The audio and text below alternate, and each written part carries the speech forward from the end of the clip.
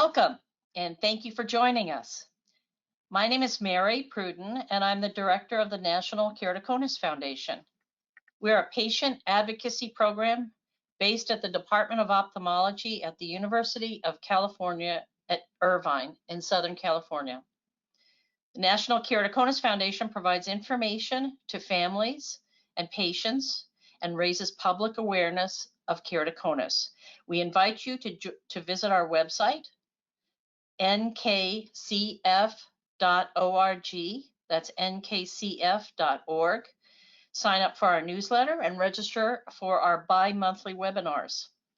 We also post news and events on our Instagram and Facebook pages.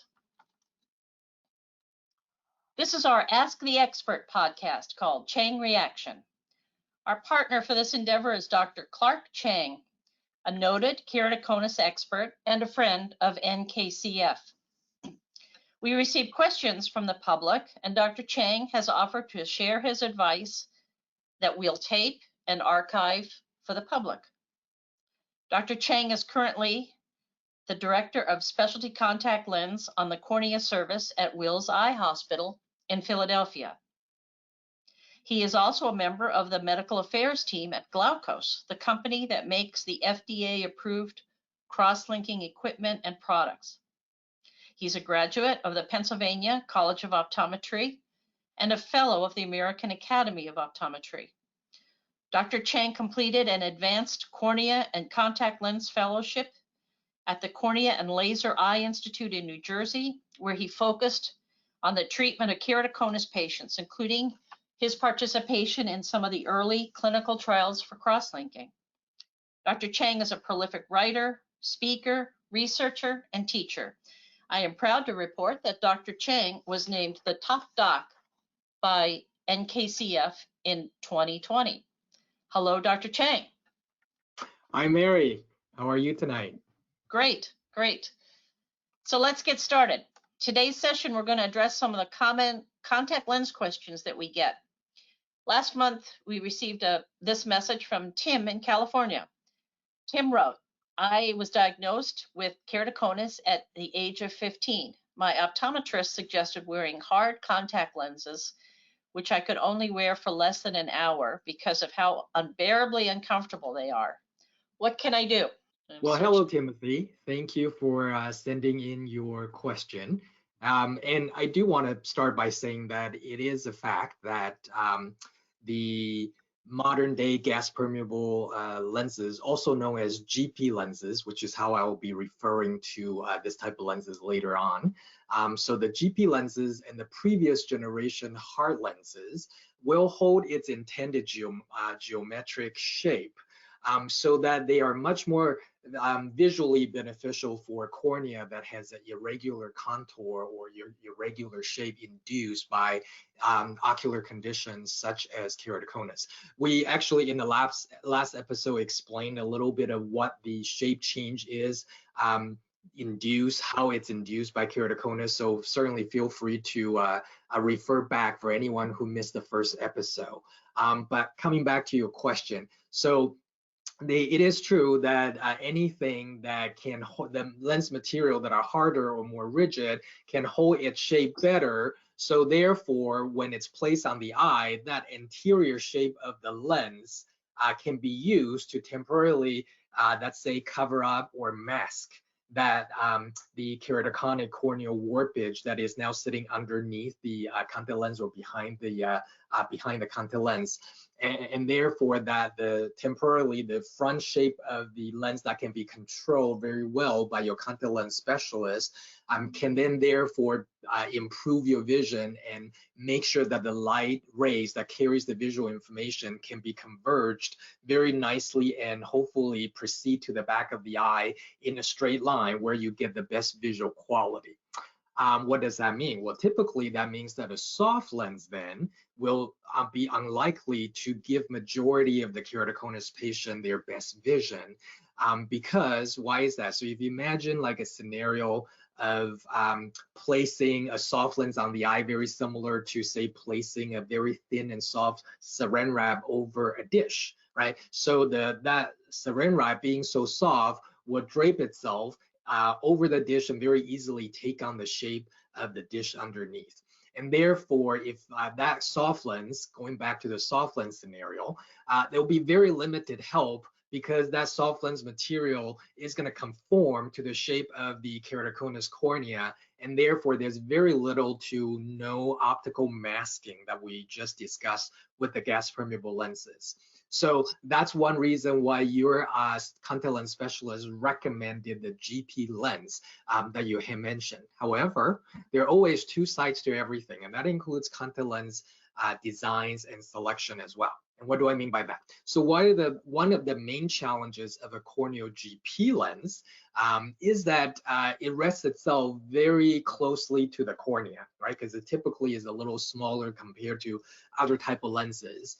And it's more well-formed or rigid so that it's more likely to stimulate neural responses from your cornea. And your cornea is one of the most innervated tissue of the body. That is to say that it is very sensitive. So when you have a rigid foreign body that is sitting very close and stimulating neural responses all day long, it can then result into tearing, redness of the eye, discomfort, and maybe even pain.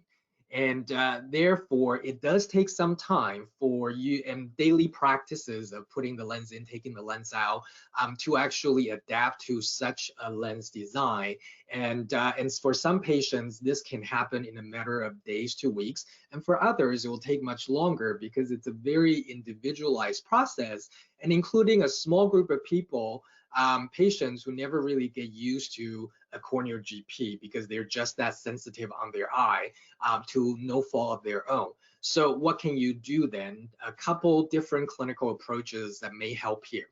So as if you're willing to continue with the adaptation process and practicing putting the lenses in every day for a certain period of time, obviously then I would say, given your current struggle that you've had so far, I would advise at least seeking the advice of your eye doctor to make sure that the lens that you have still fits really well. So if it's still a good match for the shape of your eye and you're willing to continue to work at it and improve that adaptation process for yourself, then you could try doing two things. Number one, slowly add more time every day, right? Don't try to force yourself for a whole day at the beginning before that neural adaptation process takes place. It is very difficult to last a very long period of time. So I usually recommend patients to add a few hours, maybe 2 to 3 hours a day, pending how much they can get the day before. So that's one, to slowly induce your body to kind of get used to, your eye and your body to get used to it. Number two, it may help you to add a little bit of cushioning agent when you're placing a GP lens on the eye. So that is to, some examples may be a preservative-free teardrop that is a little thicker or higher viscosity, so that when the lens touches the eye, that interaction is more cushioned. You could certainly seek the advice of your eye doctors in terms of what will be an approved, either a contact lens rewetting drop, with a higher viscosity, or like I said, a preservative-free teardrop that's a little bit thicker. Those two approaches typically work very well. If you're willing to continue to kind of push for the adaptation process, provided that the lens fits well on your eyes. Option two, if you feel like I've really tried, I don't really think this is going to happen anytime soon for me to, even with a slowly building up the wear time, for me to physiologically adapt to that lens that I have. Then option two would be to seek the advice of your contact lens specialist for other type of specialty contact lenses. There are many different type of contact lenses that can improve your vision while improving the comfort and typically what they do is that they're usually larger lenses that still have some rigid component or still entirely rigid, but because you are leaving the distribution of the weight of the lens away from the cornea, that is the sensitive part of your eye, but more on the wide part of the eye, or shifting the weight distribution to the outer perimeter of your cornea. And therefore, as the weight is being lifted off your corneal tissue, they become more comfortable and easier to get used to.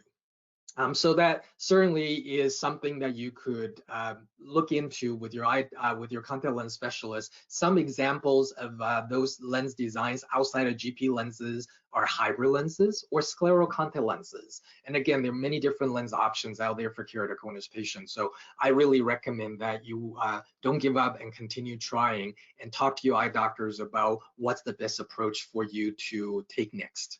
Okay, thank you. Those are useful tips. Yeah, we get questions, and here's a question that's somewhat related to your last answer. Sometimes we hear from people who are wearing scleral lenses, and this is a complaint that we've heard more than a few times. Kevin wrote us and said, how do I prevent my scleral lenses from causing my eye to fog up after wearing them for a few hours? That's a very interesting question. Again, Kevin, thank you for sharing your question with us and for allowing me to obviously answer your question. So let's get to it. As we discussed in the last question with Timothy, there are many different types of contact lenses out there that can be beneficial for keratoconus patients, and the scleral contact lens is one of them. It's the larger diameter gas permeable lens, if you would, that move its weight distribution of the lens to the sclera, which is the white part of the eye. It's not the cornea, which is the clear outer covering of your eye, that is much more sensitive, right? So it's more towards the white part of the eye, and therefore that lens has to be larger. And just as if you heard my example about the saran wrap as a soft lens over a dish, you could imagine now a different scenario where you're putting a larger rigid scleral lens on the eye.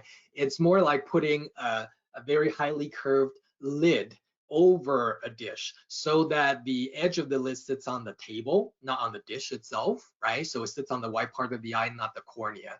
And also it allows a lot of space to be produced between the backside of the lens and the eye itself, or between the backside of the lid and the dish itself, right? And why am I explaining that? Because that's actually very important to why your eyes may fog up after wearing your lenses for 4 hours. So because now the lens is larger, although it's physiologically may be more comfortable by moving the weight distribution to the less sensitive portion of your eye, you now have a larger space both at the front of the lens and the back of the lens, right, to accumulate or attract debris. And that debris, once it gets to a certain amount of density, is what will cause that visual fogging that you're talking about. However, without knowing if the accumulation of the debris is on the front part of the lens or the back part of the lens, it's most helpful if we know that before we, giving you the best method to say what is the best way to reduce that fogging. However, let's talk about some general approaches, even though I don't have the benefit of looking at the lens on your eyes to tell you where the sources of these debris are coming from. I can give you some general ideas of at least what to do, and that will help you and your eye doctors later on to kind of figure out potentially where the sources are for your visual fogging. So number one, I will usually recommend my patients, if they call me to say lenses are comfortable, but I'm getting this symptom after 2 to 3 hours or 4 hours, I typically will recommend them to start using a preservative-free tier that is a little thicker or with higher level of viscosity. And so an example of that would be like your Refresh preservative-free Optive, or even a Refresh preservative-free Celluvisc. That's Celluvisc.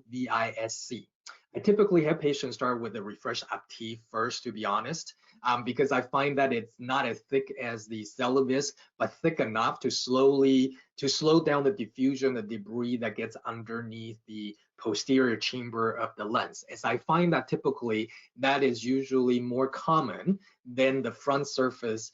Both can happen on the front part or the back part of the lens, but I find that usually it's more problematic on the back part of the lens. So I typically have patients do that first, number one, as an approach to use a preservative-free tier drop that has higher viscosity level, right? So that's one. And then the second thing that I usually then will also recommend my patient is to make sure that it's if it were the front portion of the lens, they do have to remove the lens sometimes, depending on how often this happens, to clean the lens again and then put the lens back on with probably the higher viscosity fluid that I'm talking about. That could be another method if you get it like every 4 hours and you're planning to wear the lens for say 8 to 10 hours today. That may be once or twice, that may be 2 times a removal. And so for some patients, they still think that that can be beneficial for them and they're willing to do it, because about 30 to 50% of patients do experience those visual fogging episodes. We've also come up with different methods to overcome that. So another one, for example, is to make sure that there's no dryness of the eye involved, because if patients have dry eye, then they don't have healthy tear film on the surface of their eye. They're more likely, their protein, their lipid, their mucin are more likely to precipitate out of their tears and create debris that enter or infiltrate the chamber behind the scleral lens. And sometimes one study even found inflammatory cells like neutrophil that can actually be the reason for these debris formation. So there are a lot of different reasons, but making sure that your eyes are not overly dry, again, by speaking to your eye doctors, can be very helpful. Because if the eyes are dry, there are other treatment that your eye doctors can prescribe to you, and make sure that they can slowly take care of that issue for you. So that would be another option to treat your dry eye. And then a third option that I can general approach that I give my patients would also be to make sure that you use a lens care system that's very compatible biochemically with your lens and with your tear. So for example, some of the options I like to use for my own patients is a solution called Unique pH. UINQUE pH. You can find that online very easily. I find it, depending on your lens material, I find that that solution to condition the lens quite well. And once the patients typically use that for soaking overnight, so it conditions the lens a little bit while disinfecting the lens. In the morning, I have them dump out the solution before they put the lens on their eye. I would have them soak in another multi-purpose solution called BioTrue, which is spelled BIOTRUE. I find that the two combined, and that soaking time in the morning with BioTrue, another 20 to 30 minutes, can kind of enhance the conditioning of the front surface of the lens, so it's slightly more, in my experience, more resistant to that debris accumulating on the front surface of the eye. So those are 3 general approaches that I have given my patients, and if those don't work, I certainly, again, like to encourage my patients come back so that I could take a look at them and make sure that I'm able to specifically target the source, or sometimes combination of sources, that is causing this issue. So again, make sure that you do seek the care and the advice of your contact lens specialist about that. Thank you. That was helpful, and we do get a lot of questions about dry eye and comfort. And this is not necessarily related to contact lenses, but it's in the same ballpark. So this is an email that we received from Rich, who calls himself a stressed out KC patient. Oh, Rich no, writes, Rich. I know, poor Rich. How do I do warm compresses without putting pressure on my eye? I'm worried that doing warm compresses will make my KC worse. If a gel mask is too much pressure, is there another way I can do compresses? Any advice is appreciated. What would you tell Rich? Well, Rich, I want to say that your thought pattern, you obviously pay attention to what your doctor told you, and that is avoid pressure, avoid eye rubbing, avoid trauma to the eye, because we are worried about potentially destabilizing the biomechanical strength of the cornea when keratoconus patients already have lower biomechanical strength or tensile strength to their tissue. So you did a great job listening to your eye doctor. we're here to help, so please don't be stressed out. If you have any more questions, please send it in if I did not answer this question to your satisfaction, okay? We're here for you, and NKCF is here for you.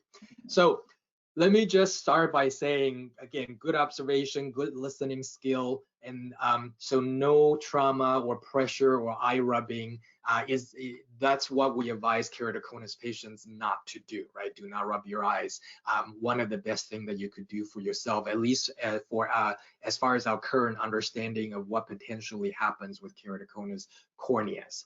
So that then leads to, if I have dry eye, like we said, dry eye patients can affect your contact lens comfort or the performance, visual performance of your contact lens wear. So should you, and one of the dry eye treatment that we do commonly prescribe patients is a warm compress. Now, typically in combination with the lid massage. And what that means is we use the heat to reach the melting point of the lipid in the glands of the eyelid. We have tear glands in the eyelid called meibomian glands, and what they do is they express oil that is a protective layer for the water component of our tear. Okay, so if we don't have enough of that, then you have your water component of your tear evaporates away, and then your eyes are more dry. And so we typically use enough heat, typically with an eye mask that is scientifically tested. So it raises to the melting point of the fatty acids, of the lipids, so that the oil flows better. And then what we typically do with patients without keratoconus is to have them very gently use their clean finger and very gently in a circular motion to kind of rub against the upper eyelid, lower eyelid to get to mechanically break down some of those melted portion of the obstruction. So what I do with my keratoconus patient then is I will tell you, number one, I think the pressure of laying a mask on the eye with heat is fine, in my opinion. It's you're not rubbing the mask all over the place, but I do tell my patients not to perform the lid massage unless they have very long track record of stability, and that I believe that they are at a really good place where they are very unlikely to continue to progress. Maybe then I'll consider that lid massage technique, that part 2 of the warm compress treatment. As a general rule for my keratoconus patients, I'm okay with them putting heated mask on as long as it's an effective and well-studied mask. But I don't like them to do a lid massage because I want to avoid that mechanical pressure. So before I finish wrapping up this question, let me just say, if you're extremely concerned though, if you're hopefully not stressed out, but if you're extremely concerned about, I don't even want to put pressure on my eye every day by doing my warm compress, there are in-office dry eye treatments that are more recent innovation. So they're very intense treatment. Some of them are even heat-based, so that we could do it in the office for you while the eye is protected, because they typically the instrument is applied to the eyelid themselves and not over the entire eye. And then some in-office heating treatment actually has a cover for your cornea, so the heating is outside of the cover, and therefore your cornea is properly protected. Therefore, and they typically work much better than your at-home treatment, because it's usually a one-time or like a treatment over a few sessions to help you. So if you're really concerned about that, you could certainly seek the advice again of your eye care specialist to talk about in-office treatment for dry eyes. Well, thanks, Dr. Chang. We've got time for one more question. I'm reminded of a picture that we had in our newsletter a couple of years ago, and perhaps you remember it as well, where doctors removed 27 contact lenses from the eye of a woman in England. They had all I remember that. How can you forget? Formed a single mass. It's hard to believe that anyone could lose that many contact lenses in their eye and not notice it. But we do hear from people who say, is there a trick to separating contact lenses? Sandy wrote us that question, and she said, what happens if you put 2 lenses in the same eye? Right. Yes, so Sandy, thank you again for your question and for letting me answer for your question. And again, I am taking a set of assumptions here about your question. So if I did not answer it to if I misunderstood, if my assumption is incorrect, or I didn't understand fully the scope of your question, again, please feel free to send in follow-up questions to NKCF, and I will make sure that we get them answered the next time. And because this is a very interesting question, that's why I wanted to make sure I open with that. So as I had mentioned in my previous replies, there are many different lens design that can work for keratoconus patients, including hybrid lenses and GP lenses, scleral lenses that is larger than your corneal GP lenses, but also piggyback lenses. And what piggyback lenses are is when you put a base lens to act as a cushion to protect the cornea, and then put typically a corneal GP lens that's more rigid on top of the soft lens, so that the weight of the corneal GP lens is largely absorbed by the soft lens underneath. Okay, we call that piggybacking. So the way I understand your question is not that, and maybe I'm wrong, but not that, if I accidentally overlap my rigid lenses, how do I separate them?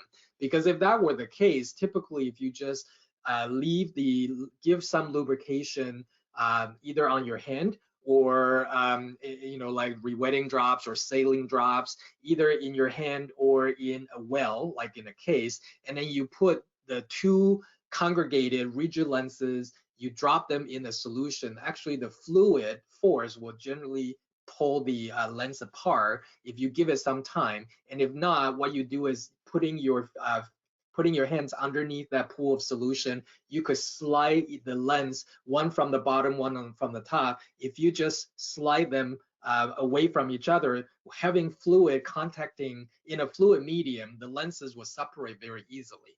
And so I'm thinking that's not your question, though. I'm thinking your question is more about piggybacking. When you have two lenses together, how do you remove them? And although piggyback lenses are most commonly what I explained: a soft lens as a base to cushion, and then a top gas permeable lens to improve your vision, while the soft lens can cushion and also largely absorb the weight distribution of the gas of the corneal GP.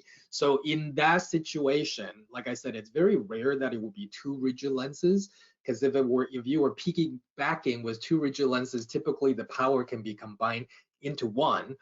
So that really usually isn't done. And if I'm wrong about that, please write in your, the detail of your lens fitting system and let us know, and I'll answer that question.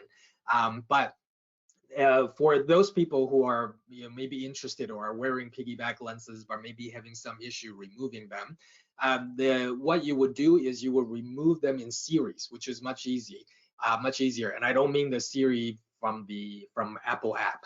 I mean in a series, as in you take out one and then take out the other. So you would take out the top lens first, the corneal GP lens, by using your normal lip method of either pulling your eyelid using one finger, or using two fingers, upper and lower eyelid, to kind of squeeze out the lens. Okay, you will use that one of those two methods to remove the corneal GP lens. At least those are my preferred methods to teach my patients. And then for the soft lens, at the base, what you would do is, because soft lenses are foldable, right? And that's how you remove them. You kind of pick up the lens and fold them like bookends, and then you can lift the lens up. So I use two fingers, your thumb and your index finger, to act as forceps. And then you would generally pull your lower eyelid down, look up, so that you're working on the white part of the eye. Pull the soft lens down and pinch or fold, and then remove the base lens. So that is how I normally, so you're not traumatizing your cornea by pulling down the soft lens and work on over the white part of the eye rather than working over your cornea. Those are the methods that I typically give my patients who are wearing piggyback lenses, and there still are patients who do really well with piggyback lenses.